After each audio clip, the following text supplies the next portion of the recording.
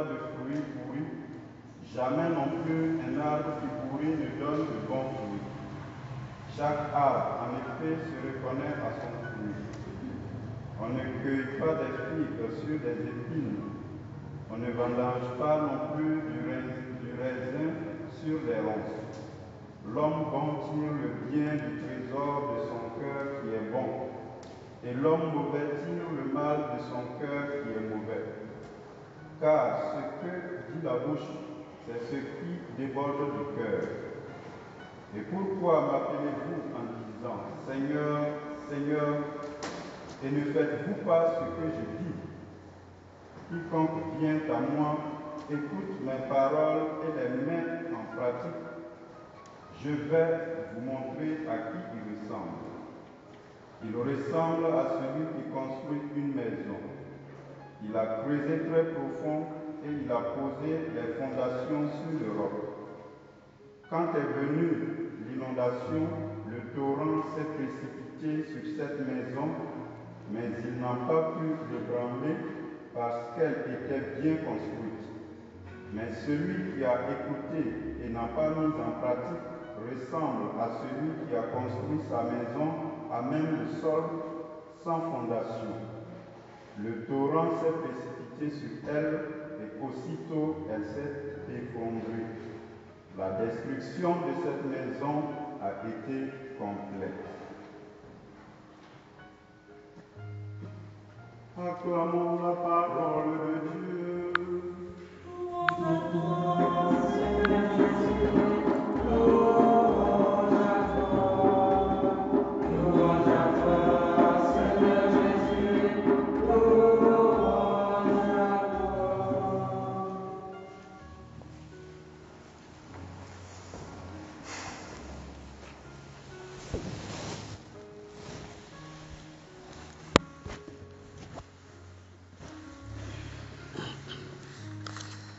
Nous avons dans cet évangile,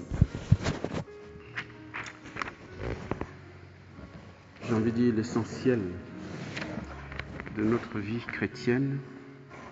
D'abord, le Seigneur nous donne la parabole de l'arbre. Un bon arbre ne donne pas de fruits pourris. Jamais non plus un arbre qui pourrit ne donne de bons fruits. Voilà, nous le savons, c'est une vérité scientifique, naturelle, à laquelle personne ne peut opposer de contradiction. Et voilà. Chaque arbre, en effet, aussi se reconnaît à son fruit. Donc voilà, il y a deux choses. D'abord, un arbre bon produit de bons fruits. Et un arbre qui est mauvais, pourri, produit des fruits identiques à ce qu'il est. Mais aussi, on ne peut pas trouver notre fruit sur notre arbre. C'est-à-dire que vous ne pouvez pas trouver les oranges sur du manguier. Voilà. On ne peut produire que c'est ce qui vient de l'être, de nous-mêmes en fait. C'est ce qu'il veut dire. Donc le Seigneur nous invite à une vie authentique, une vie chrétienne authentique. On ne peut pas jouer les hypocrites et croire qu'on est chrétien. Non. Voilà. Déjà, il faut que l'arbre ne produit que ce qu'elle porte. Et ce qu'elle produit comme fruit vient de la sève et des racines, et du tronc, si vous voulez. Donc, si le tronc est mauvais, si la sève est mauvaise, forcément le fruit sera mauvais. C'est la loi, le principe du cause à effet. Et en même temps, on ne peut pas être un arbre, un arbre fruitier, je ne sais pas comment on appelle ça. On peut être peut-être goyavier et produire de la mangue. Ce n'est pas possible. Il y a contre-nature. Et donc, cette première parabole auquel le Seigneur nous invite, c'est d'abord vraiment d'être authentique, d'être vrai avec nous-mêmes. Et il faudrait que ce que nous montrons, ce que les gens voient, soit le reflet de ce que nous sommes véritablement. Je pense et il va le montrer encore lorsqu'il dit l'homme bon tire le bien du trésor de son cœur qui est bon. Effectivement. Donc ça veut dire que pourquoi je ne produis que ça? Pourquoi je ne fais que ça? C'est peut-être parce que ton cœur est incliné à ça, est rempli de quelque chose qui se déploie à l'extérieur, puisque ce qu'il va dire, car ce qui dit de la bouche C'est ce qui déborde du cœur. On ne peut rien inventer. On a beau jouer les hypocrites, mais on dit souvent que vous chassez le naturel, il revient au galop.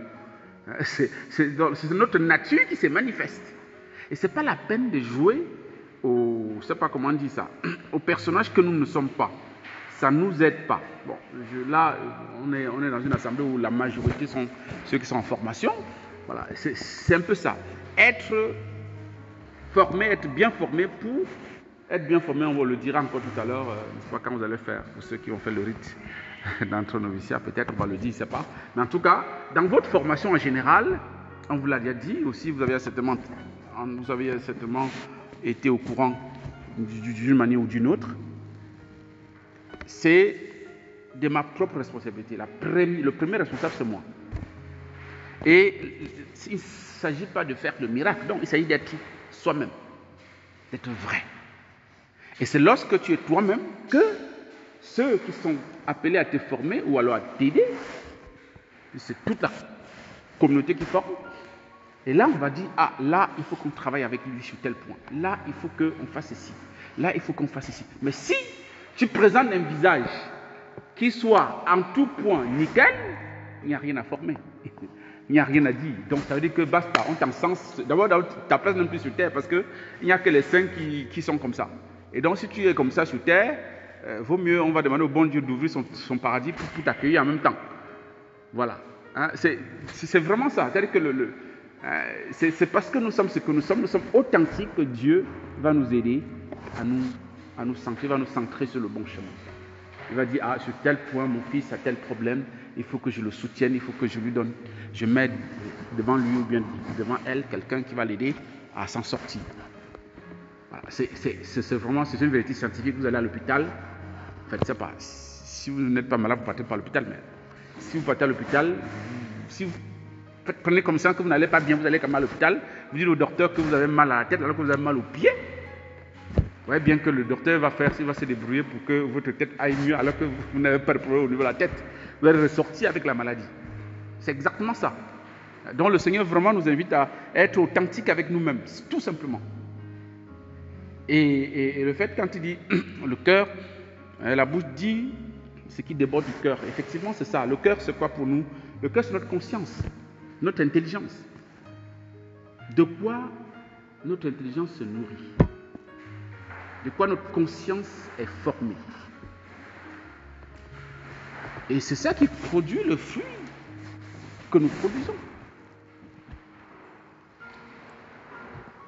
C'est pourquoi, voilà, un arbre, tu ne peux pas trouver le manguier la mangue sur le goyavier, parce que la sève, le tronc, c'est le goyavier. Et la sève qui monte, c'est pour produire de la goyave. Ce n'est pas pour produire de la mangue. Vous voyez? Et donc, il faudrait, puisque nous ne sommes pas des arbres, parce que c'est une parabole, nous ne sommes pas des arbres, nous sommes des êtres humains, doués d'intelligence et de volonté. Nous pouvons choisir ce que nous allons nous nourrir. Nous pouvons choisir nous-mêmes, c'est ce que nous faisons chaque jour. Nous varions même, n'est-ce pas, les menus des repas. C'est-à-dire, nous choisissons, nous faisons le choix, nous faisons le choix de ce que nous allons manger aujourd'hui, ce que nous allons manger demain, après-demain, etc.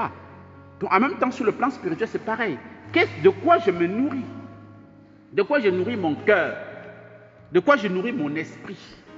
De quoi je nourris mon âme? Parce que c'est cela qui va me permettre de poser des actes qui vont refléter ce que je porte en moi, ce que je suis au fond de mon, n'est-ce pas, de mon cœur. Ça, c'est la première, si on peut dire, la première leçon que le Seigneur nous donne dans cet évangile. Maintenant, en continuant, il va aller plus loin. Et puis il va dire, pourquoi m'appelez-vous Seigneur, Seigneur, et ne faites-vous pas ce que je dis? Ça veut dire quoi? Ça veut dire que le Seigneur nous reproche ici le fait, j'ai envie de dire, de ne pas donner, comment on appelle ça, donner cohérence à nos actes par rapport à ce que nous écoutons. Puisque nous passons le temps à professer Seigneur, Seigneur, alors que nous ne faisons pas ce qu'il dit, dont nous ne sommes pas obéissants à sa parole. Nous nous écoutons, mais nous n'en faisons rien après. Il n'y a pas d'implication pratique dans ce que nous entendons, dans ce que nous écoutons comme parole de Dieu. Quiconque vient à moi, écoute mes paroles et les met en pratique, je vais vous montrer à quoi il ressemble. Et puis il va développer deux types de maisons. En fait, d'abord, la première maison, c'est celle qui est construite sur du roc. La fondation, voilà, elle est bâtie sur du roc et les pluies ont tombé, les torrents ont dévalé, cette maison est restée solide. Pourquoi? Parce que la personne a écouté les paroles et les a mis en pratique. Elle les a mis en pratique. Donc, voilà la différence entre celui qui écoute et met en pratique et la différence avec celui qui écoute et qui ne met pas en pratique. Parce que celui qui écoute ne met pas en pratique, c'est celui qui a écouté, mais qui s'en fout. Cette personne ressemble à une maison qui est bâtie à même le sol. Il n'y a pas de profondeur, il n'y a pas de fondation. Et je pense qu'on le voit, hein, c'est vrai que on constate très vite, dès qu'il y a un vent violent, une pluie torrentielle, on voit bien les maisons qui ont été construites un peu à la va-vite. Et les maisons solides. Voilà, il y a des écroulements en cascade. Or, des maisons solides, vous savez qu'en Égypte, au Japon, il y a ce qu'on appelle les maisons, je ne sais pas comment on dit, anti-sismiques. C'est-à-dire que comme c'est une zone sismique où il y a des tremblements de terre réguliers, les maisons au Japon sont construites en fonction de ça. Et du coup, quand il y a tremblement de terre, très peu de maisons tombent. Très peu tombent. Parce qu'ils ont tenu compte de la mobilité du sol lorsque il y a tremblement de terre.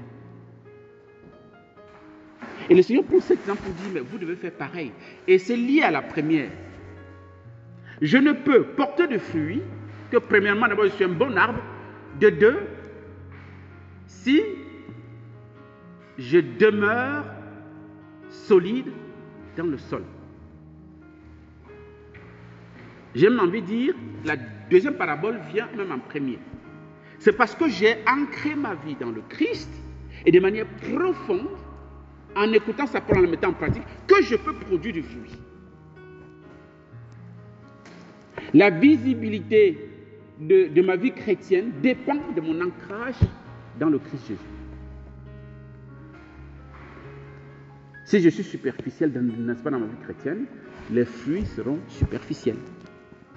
Ce seront des fruits pas tout à fait beaux, tout à fait bons. Donc le Seigneur nous invite à la cohérence. Une cohérence profonde. Et puis, il faut savoir une chose, hein, parce que c'est vrai que le Christ prend l'exemple sur la maison. Nous savons que pour construire la maison, on creuse au sol. Mais sur la vie chrétienne, ce n'est pas pareil. La fondation ne se trouve pas dans le sol. La fondation se trouve dans le ciel. La transcendance, c'est notre racine. Nous devons creuser. C'est dans le Christ que nous devons mettre les fondations. Or, le Christ, il est dans la gloire du Père. Il est à la droite du Père. Et donc, c'est dans l'espérance du ciel que nous devons jeter l'ancre de notre vie chrétienne. C'est ça la fondation. De manière à ce que, et c'est notre fondation spirituelle, c'est vraiment l'espérance attachée au Christ, attachée à la vie éternelle. C'est ça ma racine. Je suis sur la terre en vue, n'est-ce pas, d'aller au ciel. C'est le lieu, n'est-ce pas, de mon repos éternel. Et donc, je dois m'agripper sur cette racine, sur cette fondation, par le biais de mon espérance. Il y aura des problèmes, il y aura des soucis. Le vent va souffler, va me balloter. Je veux passer par des troubles, par des sécheresses, par des souffrances.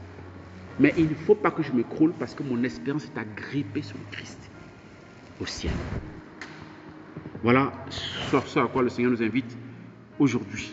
Et c'est pourquoi j'ai pris la messe de Marie, messe spirituelle, notre messe spirituelle, parce que de ce point de vue, c'est notre modèle. C'est elle qui, contre toute attente, jusqu'à aujourd'hui, personne ne peut comprendre comment une femme reste debout au pied de la croix alors que son fils est en train de mourir, son fils unique qui n'a rien fait de la personne. Pourquoi elle reste debout? C'est le signe de l'espérance. Son espérance était ancrée en Dieu et elle peut rester debout.